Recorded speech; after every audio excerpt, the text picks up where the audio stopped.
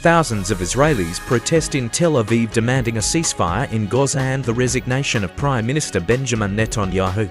Demonstrators called for the government to negotiate with Hamas for the release of Israeli hostages held in Gaza. Protesters also called for new elections, accusing Netanyahu of prolonging the conflict to maintain his position of power. The protests reflect widespread discontent with Netanyahu's handling of the situation and dissatisfaction with his leadership. Netanyahu rejects ceasefire deal. Israel's refusal is linked to Hamas' demands for full troop withdrawal and end to war, showing Israel as unwillingness for peace in the region.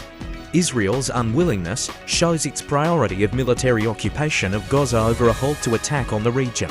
Negotiations for a ceasefire involving the release of hostages by Hamas are underway in Egypt, but a final agreement seems distant. Netanyahu's government to close all Al Jazeera offices in Israel. Netanyahu's cabinet voted unanimously to close all Al Jazeera offices in Israel. The closure would affect Al Jazeera's operations in Israel and East Jerusalem. The decision does not extend to Al Jazeera's activities in the Palestinian territories. Israel has banned Al Jazeera from operating within its borders for 45 days following this vote.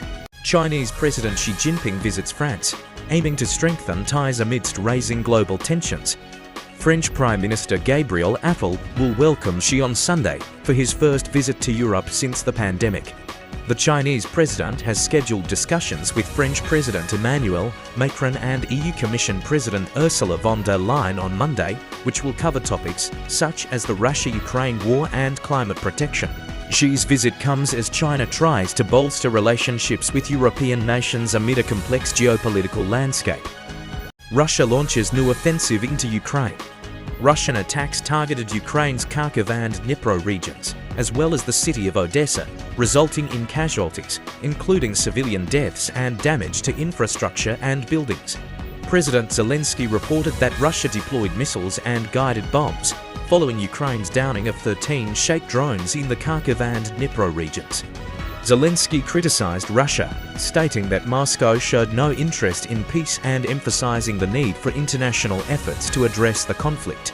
He expressed hope for a successful World Peace Summit in June, highlighting the importance of excluding Russia from the negotiations to achieve peace in Ukraine.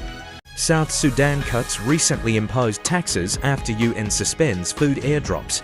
The suspension left approximately 60,000 people in unreachable regions without food, a number set to increase to 135,000 by the end of May. The newly imposed taxes raised the monthly operational costs for the UN mission by $339,000. These increased costs affected around 16,300 individuals who relied on food from airdrops. Afghanistan's only female diplomat resigns after gold smuggling allegations. Reports suggest Zakia Wardak was smuggling 25 bricks of gold from Dubai. Wardak previously held the position of Afghan Consul General for Mumbai. Despite accusations, she maintains diplomatic immunity, thus no arrests have been made. Wardak announced her resignation via social media following the controversy. TSA agents at Miami find snakes in passenger pouch. TSA officers at Miami International Airport discovered two pink snakes concealed in a camouflage pouch. As the snakes were removed from the pouch, packing material spilled out, adding to the unusual discovery. The incident highlighted the importance of airport security measures in detecting prohibited items, even when hidden in unexpected places like a passenger's pants. The snakes were later transferred to Florida's Fish and Wildlife Conservation Commission with the involvement of Customs and Border Protection and local law enforcement.